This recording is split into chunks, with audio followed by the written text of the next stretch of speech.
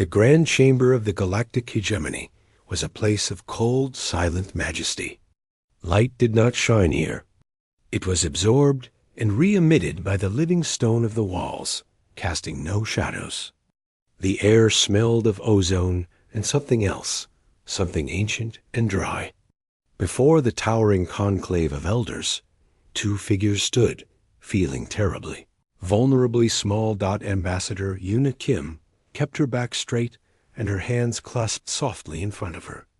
She wore a simple, dark suit, a stark contrast to the shimmering bio-armor and flowing energy weaves of the hegemony species arrayed around her.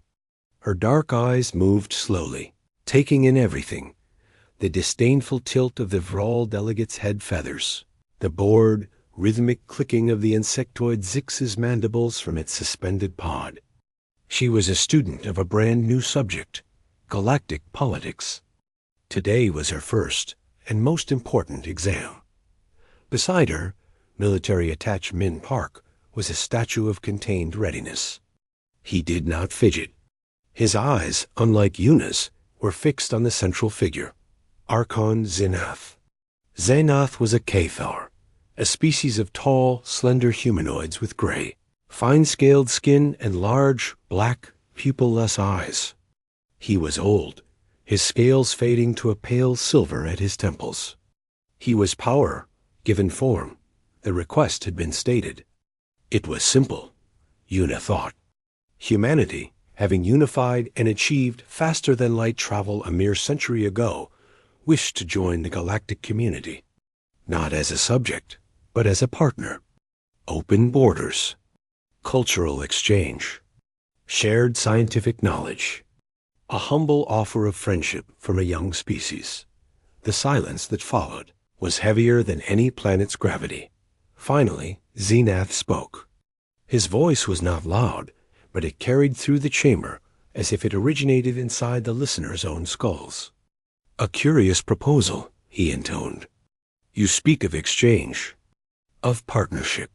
You present your history." The word was dipped in mild contempt. On the massive holoscreen behind them, images flickered. The pyramids, the first flight, the moon landing, the construction of the first orbital habitat. A rapid ascent from mud and violence. Impressive in its limited, animal way. Min's jaw tightened. Yuna felt a cold trickle down her spine, but she gave a small, polite nod. "We have learned from our past conflicts, Archon. Unity is our strength now." A soft, chittering laugh came from the Zix delegate. "Unity is a biological imperative for hive threats. You are not a hive. You are a collection of individuals, fragile, contradictory. Your strength is an illusion." Xenath raised a long-fingered hand, and the chamber fell silent again. The galactic hegemony maintains order through the Pax Galactica. This peace is built on clear hierarchies, on the understanding of natural order. We have assessed your species. The holoscreen changed. Now it displayed physiological readouts: human bone density, muscle fiber strength, neural processing speed. It was compared to data from a dozen hegemony species. In every category, humans were in the lower third. No natural weapons, no protective carapace, no psychic dampening fields. A simple, bipedal, soft-skinned mammal. You are, by all measurable standards, a vulnerable species. Xenath stated, as if reading a lab report. Your homeworld is lush, but undefended. Your technology, while energetic, is derivative. To grant you the responsibilities of full membership would be to endanger you. The galaxy is not a kind place. Yuna's composure cracked, just a little. With respect, Archon, we are not asking for a guardian. We are asking for a chance to prove ourselves. Our value is not just in our physicality, but in our creativity, our resilience. Resilience is measured in survival, not sentiment, interrupted the Vral delegate, its voice a sharp whistle. Your proposed cultural exchange is a one-way stream. What could your brief, frantic art possibly offer to civilizations that have curated beauty for millennia? What could your primitive philosophies teach those who have pondered the nature of reality since your star was first gathering dust? The dismissal was total. It was not hostile. It was worse. It was the disinterest of a giant toward an ant proposing a trade agreement. Xenath's final decree was delivered without passion. Humanity will be registered as a client species of the third order, under the protective governance of the hegemony. This is not a negotiation. It is a designation for your own safety. The hegemony will administer the resource-rich zones of your solar system, the asteroid belt, the planet you call Mars, to better integrate them into the galactic economy. A governance squadron will be dispatched to your system to ensure a smooth transition. You should be grateful. Many species are not offered such. Protection. Protection. The word hung in the air, toxic and final. It meant vassalage. It meant stripping their system of its future. It meant handing over the fruits of a century of hard-won peace and exploration to these cold, ancient beings. Min took half a step forward. It was a tiny movement, but in the still chamber, it was like a thunderclap. Every black eye in the room swiveled to him. His voice was low, gravelly, tightly controlled. And if we refuse this, generous protection? The temperature in the chamber seemed to drop another 10 degrees. Xenath's head tilted. The expression was unreadable to human senses, but the wave of cold amusement that washed over Una was almost physical. Refusal is a sign of instability. Unstable species are a threat to the Pax Galactica. Threats are removed. He paused, letting the euphemism sink in. Consider your children, Attach Park. Consider the chaos of freedom versus the safety of order. You are emotional. It is a trait of your kind. But emotion has no place in the calculus of stars. Una placed a gentle, warning hand on Min's arm. She could feel the tremble of rage beneath his uniform sleeve. She looked up at Xenath, her face a mask of calm. Inside, her heart was a frozen stone. We will convey the hegemony's decision to our people. You will convey our benevolence, Xenath corrected softly. You are dismissed. They were led out by a silent, robotic escort. The walk back through the gleaming, empty corridors felt longer than the journey from Earth. They did not speak until they were sealed inside their small, angular ship, the Starward, floating in the hegemony's designated docking bay dot as the engines hummed to life. Min slammed a fist into the bulkhead, the dull thud echoing in the cockpit. Client species. They didn't even look at our data packets on quantum engineering or biomedicine. They looked at our skin and decided we were pets. Una sank into the co-pilot's chair, her calm dissolving into weary despair. They don't see us as people, Min. They see us as assets. Or liabilities. We're not even a conversation to them. On the view screen, the immense, beautiful spires of the hegemony's capital station receded. It was a monument to order, to control, to a peace maintained by absolute power. Min watched it, his initial fury hardening into something else, something cold and sharp. They think fire is only for warmth or destruction, he muttered, more to himself than to Una. They don't understand it can be a signal. A warning. Back in the chamber, Archon Xenath watched the tiny human ship blink out of sight as it jumped to faster than light. His aide, a younger Cathar, hovered nearby. Do you believe they will comply, Archon? Xenath turned, his robes whispering against the floor. They will. They must. They have no capacity for real defiance. Their anger is a hot, quick flame. It will sputter and die when faced with the cold vacuum of reality. He gazed at the now blank holoscreen where images of human history had played. A young, passionate species. They cling so fiercely to their little light. It is almost charming. And so very, very small.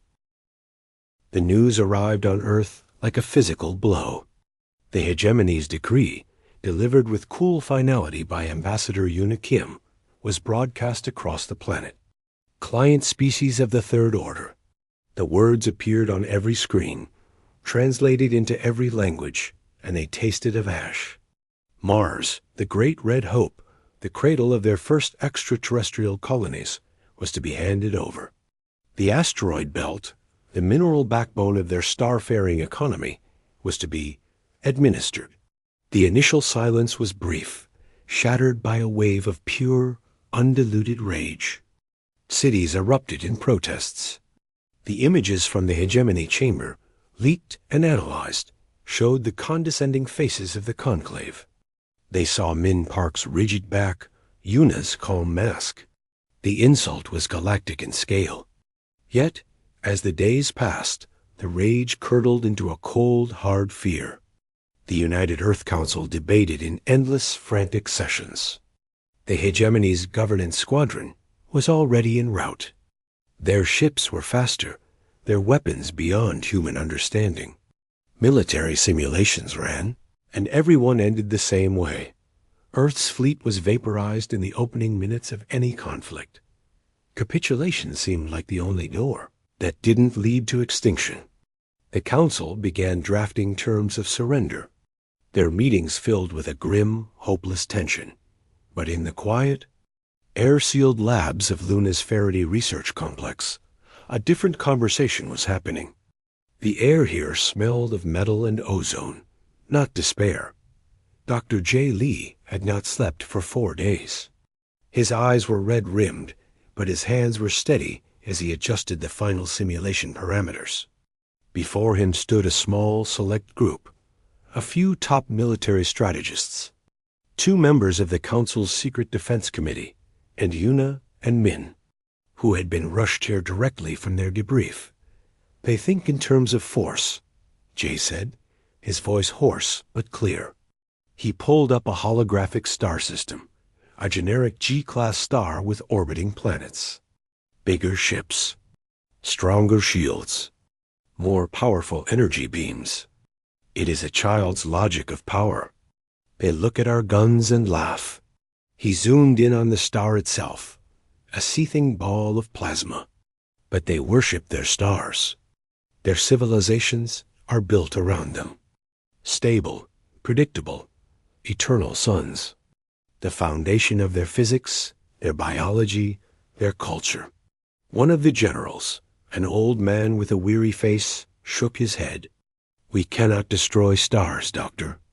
That is fantasy. I am not proposing destruction, Jay said, a spark in his tired eyes. I am proposing persuasion. He entered a command. A tiny, almost invisible pulse, represented by a thin blue line, shot from a hypothetical ship and pierced the star's corona. For a moment, nothing happened. Then, the star's surface rippled. A specific region began to churn violently. A massive tendril of plasma, a solar flare, erupted, lashing out with precise, terrible energy.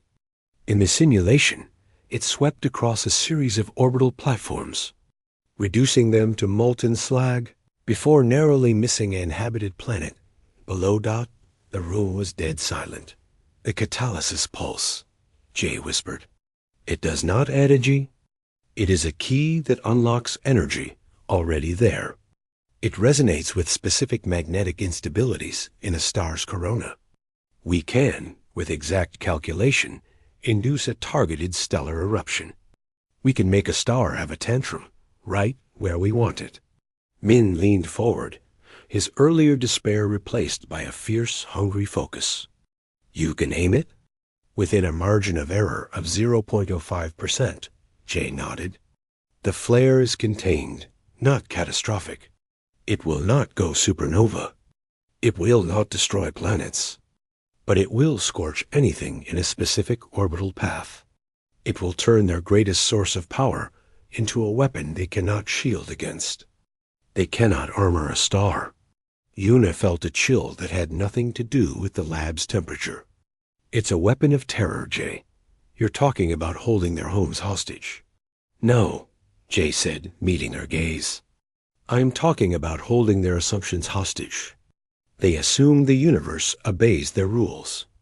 They assume stability. They assume we are too primitive to understand the music of the stars. We will show them we have learned a new song, a very loud one. The old general rubbed his face. The hegemony fleet will still come for Earth. One demonstration won't stop them. One demonstration in the wrong place will make us monsters, Una argued, her diplomatic mind racing. We must show restraint even in this. We must show we can be precise, that we are not mindless destroyers. Min spoke up, his voice cutting through the debate. We don't use it on their homeworlds. Not first. We use it on their key military hubs. The shipyards at Krillis. The refueling depots in the Vorath Gulf. We strike the tools of their oppression, not their people. We make it a statement. We will not fight your war. We will change the battlefield. The plan took shape in that sterile room, a dark, desperate flower blooming in the void. It was given a name, Operation Cinder. The Ember-class vessels were already in early production, stealth ships designed for deep space reconnaissance. Now, their purpose was changed. They were to be modified into carriers for the catalysis pulse, small, fast, and invisible. Watching the first prototype undergo its modifications in a hidden shipyard orbiting Jupiter, Engineer Hana Choi felt a knot of dread and purpose in her stomach. Her hands flew over the diagnostics console, checking the strange non-weapon at the ship's heart. It didn't look like much, a complex array of superconducting rings and resonance emitters. It was a catalyst. A match. She was joined by Captain Tay, a man of few words who had piloted scout missions to the edge of explored space. He stared at the sleek black hull of the ship that would be his, the Kindling. So we are to be arsonists of the stars, he said, his voice flat. We are to be teachers, Hana corrected softly, though she didn't fully believe it. We are going to teach them the price of looking at us and seeing nothing but weakness. On Earth, the official council continued its grim dance of surrender, a public performance to buy time. But in the shadows, resources were diverted. Scientists, engineers, and soldiers were quietly pulled from their posts. Families were told they were on extended deep space missions. The truth was known only to a handful. The night before the first 3 Ember-class ships were to slip away, Jay Lee found himself on an observation deck, looking at the stars he had learned to manipulate. Una found him there. We are about to become the monsters they think we are, Jay said, not looking at her. No, Una said, following his gaze to the glittering, indifferent stars. Monsters destroy without care, without reason. We are giving a warning. A terrible, brilliant warning. They left us no room for a gentle light, Jay, so we must show them a different kind of fire. One that burns in the heart of every sun, waiting for someone brave enough, or desperate enough, to strike the spark. The Krillian system was a hub of hegemony power. Its star, Krillis Prime, was a steady yellow sun, much like Earth's. Orbiting it were the great shipyards of McGrath, where the skeletons of hegemony cruisers were assembled under the light of 3 small moons. It was a place of orderly industry, of clean lines and precise schedules. The universe here obeyed the rules. Captain Tay, aboard the Kindling, felt like a speck of dust drifting through a cathedral. His ship was a shadow, its outer hull absorbing scans and emitting nothing. He floated at the calculated exclusion zone, far from the shipping lanes. On his screen, the McGrath yards glittered with the lights of 10,000 construction drones and the running lights of a dozen completed destroyers, all resting at their docks. Engineer Hannah's voice was a tense whisper in his ear. Catalysis pulse is charged. Resonance matrix is locked to the primary magnetic flux region, Sector 7. The flare projection. It will sweep the orbital plane of the yards. Clean. No spillover. Tay's finger hovered over the command interface. It was not a firing button. It was labeled Initiate Resonance. It looked like a tool for calibration. He thought of the faces of the conclave. He thought of the word client. He exhaled. Do it. There was no beam of light, no roar of energy. A subtle, almost invisible vibration shivered through the kindling. A complex pattern of subspace particles, a resonant key, shot toward the sun at the speed of light. For 60 seconds, nothing changed. Then, on the sun's surface, a point of light brighter than the rest began to form. It wasn't an explosion. It was an unraveling. A titanic loop of plasma, larger than a gas giant, writhed and twisted as if in pain. It snapped. The solar flare that erupted was not a wild, chaotic tongue of fire. It was a controlled, precise whip. A river of charged particles 1,000,000 degrees hot, focused and directed by J. Lee's calculations, lashed across space. It took 8 minutes to travel the distance. In the McGrath Control Center, alarms blared only seconds before the wave hit. The operators saw a wall of impossible light fill their viewports. Then the light became heat, and the heat became nothing. The orbital docks, the beautiful, polished cruisers, the bustling drone swarms, they did not explode. They simply vaporized, their atoms torn apart and added to the stellar storm. The flare passed, a surgical scar across the sky, and was gone. Where the heart of hegemony industry had been, there was only an expanding cloud of superheated debris and a profound, ringing silence.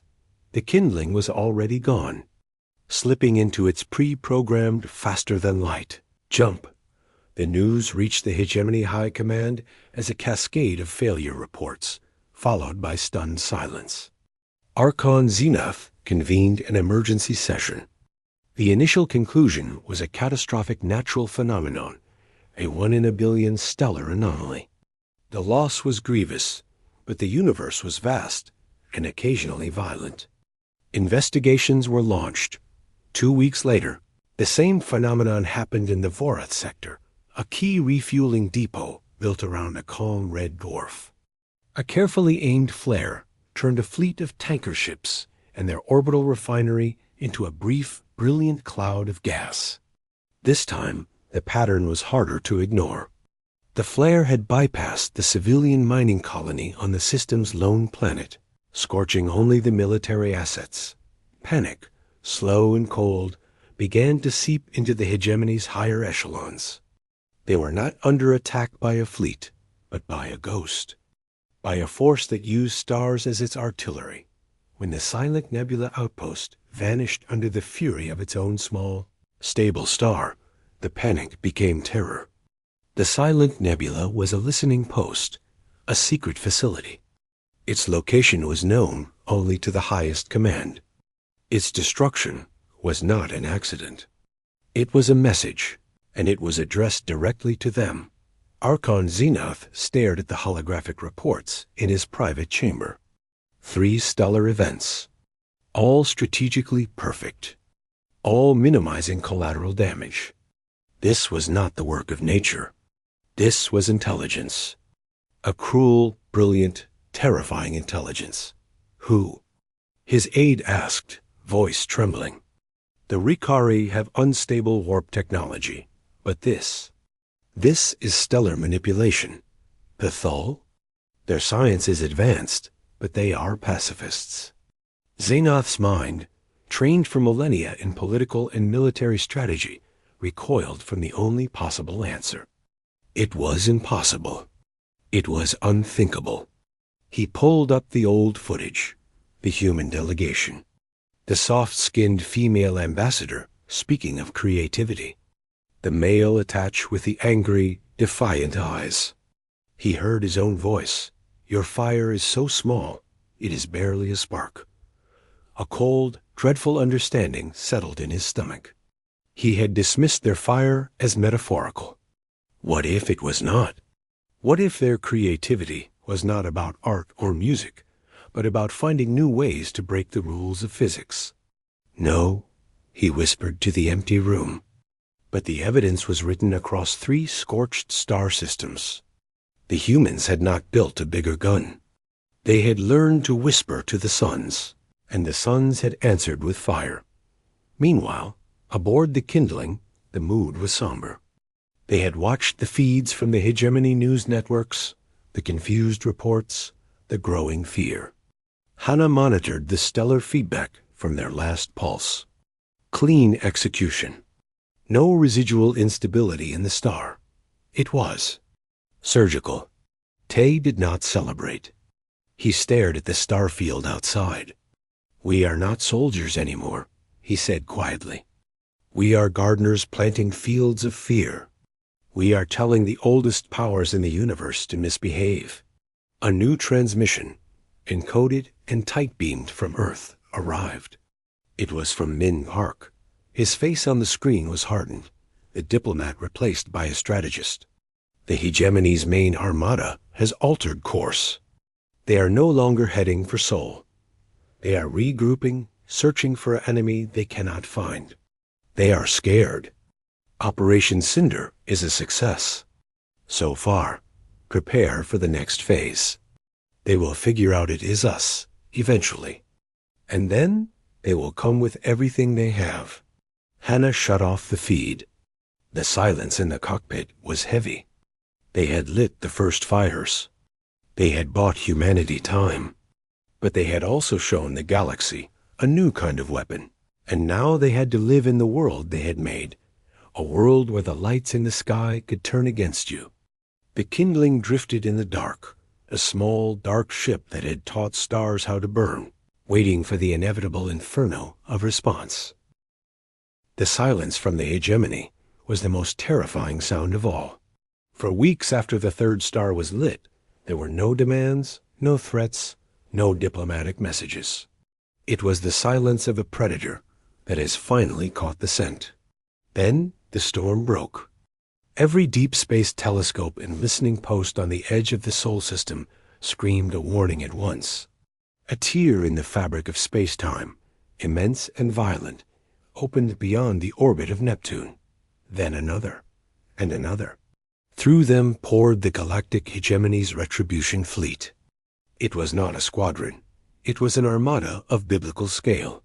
Thousands of ships, from sleek, needle-like destroyers to hulking, city-sized dreadnoughts shaped like ancient blades, filled the void. Their formation was perfect, a geometric display of absolute power that blotted out the stars. Their intent was clear, written in the sudden, blinding activation of their forward weapon arrays, the total and immediate glassing of Earth. On Earth, panic was instant and absolute. The Council's public facade of surrender collapsed. Sirens wailed across every continent. The images of the fleet, rendered in cold, tactical light, were broadcast everywhere. It was an extinction-level event made manifest. But the human military command, working from bunkers deep under the Alps and the Rockies, did not panic. They had planned for this. They knew they could not win a stand-up fight. Their goal was not victory in battle, but survival through delay. This was the stage for the final terrible act out as the hegemony armada moved in system. Past the gas giants, they encountered the first line of defense. It was not a wall of ships. It was a minefield, but not of explosives. It was a labyrinth of gravitational distortion generators and clouds of self-replicating drones, tiny and fast as gnats. The drones did not attack the hulls. They attached themselves to shield projectors and sensor arrays, burning out circuits in showers of sparks, creating chaos and confusion in the perfect formation. The gravitational mines warped space around them, causing whole squadrons to lurch off course. Their careful targeting solutions scrambled dot. It was like marching through a field of intelligent thorns. It did not stop the armada, not even close. But it slowed them. It forced them to navigate, to clear paths, to expend energy, It bought minutes, and minutes were the most precious resource in the universe. Archon Zenith stood on the command bridge of the flagship, Judgment's Blade. His earlier fear had been refined into a cold, pure fury. The childish tricks, the drones, the mines only confirmed it. The humans were insects, clever insects who had found a dangerous stick, but insects nonetheless. They were stalling, hoping for a miracle. There would be no miracle.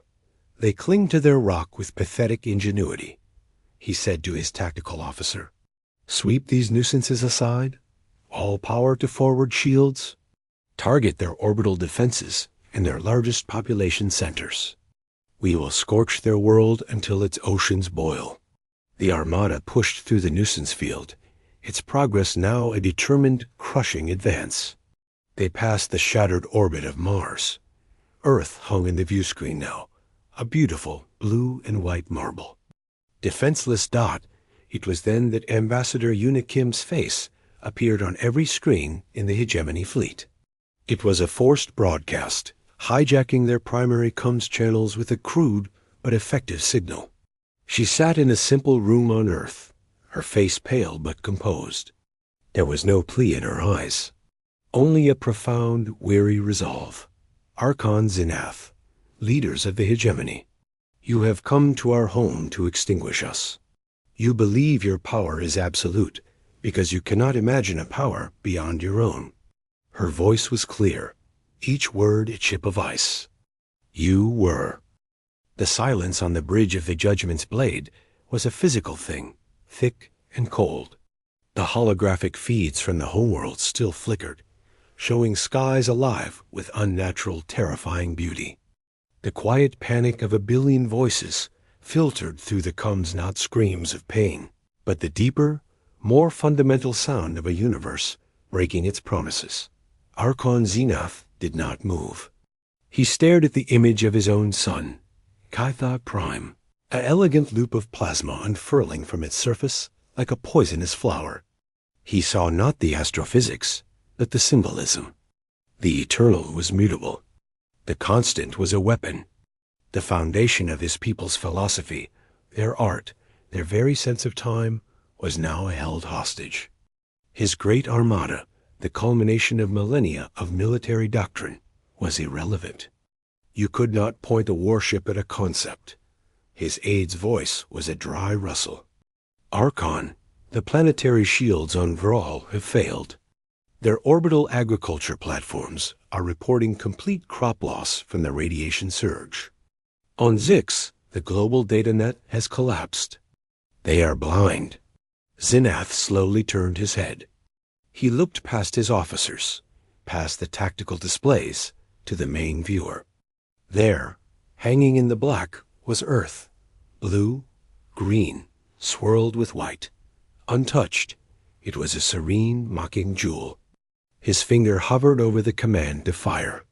One order, and the primary guns would reduce that world to molten slag. A final, spiteful act of vengeance. But vengeance against whom? The human ships were hidden. Their leaders were on the planet, yes, but destroying them would not stop the catalysis pulse. It would only guarantee its continued, automated use. It would turn a threat into a certainty. He would be murdering his own people from 1 billion miles away. He lowered his hand. The weight of his centuries of rule felt suddenly like the weight of a tomb. He had come to punish an upstart child, and found himself staring into the eyes of a primordial force. "Open a channel," he said, his voice stripped of all its former resonance. It was just the voice of a very tired, very old being. To the human homeworld, voice only. The connection hissed. There was no visual, just an open line to the planet he had come to destroy. On Earth, in the command bunker, Min Park stood beside the communication console. Una Kim stood on his other side, her diplomatic mask gone, replaced by the grim face of a woman who had gambled everything. The voice that came through the speaker was unrecognizable as the arrogant Archon from the conclave. It was hollow. "What have you done?" Zenith asked. It was not a demand. It was a plea for understanding. Min leaned forward. His voice was clear, hard as diamond. We defended ourselves. You gave us no other door. You have poisoned the stars themselves. Zenyadd's voice trembled with a mixture of rage and awe. You would burn the galaxy to save your one small world? No, Una said, her voice cutting through. We lit a beacon so bright, so terrifying, that even an empire that does not see us had to look, to finally see us. You see the fire now, Archon. Do you finally see the hand that holds the match? There was a long pause, filled only with the static of interstellar distance. When Xenath spoke again, it was with the tone of a surgeon admitting a fatal diagnosis. Your weapon. Is it ongoing? Will our stars continue to burn? The flares are contained, Min said. They are a demonstration.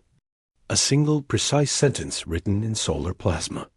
The pulse is not a trigger for a chain reaction. It is a key, and we hold it. The fires will die down. Your worlds will survive. They will have a very bad century, but they will live. And what is the price for this mercy? The word tasted like poison in Xenath's mouth. Your armada will power down its weapons and withdraw beyond the orbit of our outermost planet, Min stated. All claims on Sol System resources are nullified. The designation of client species is erased. You will leave. And then we will talk. Talk? Xenath echoed, the absurdity of it almost breaking him. Yes, Una said, the ghost of her old diplomatic tone returning, now forged in stellar fire. Talk. As equals, about boundaries, about trade, about the safe mutual deactivation of the catalysis pulse networks currently aimed at your 5 home stars, about a new kind of Pax Galactica, one not built on the assumption of weakness, but on the mutual respect of terrible understanding. The choice was no choice at all.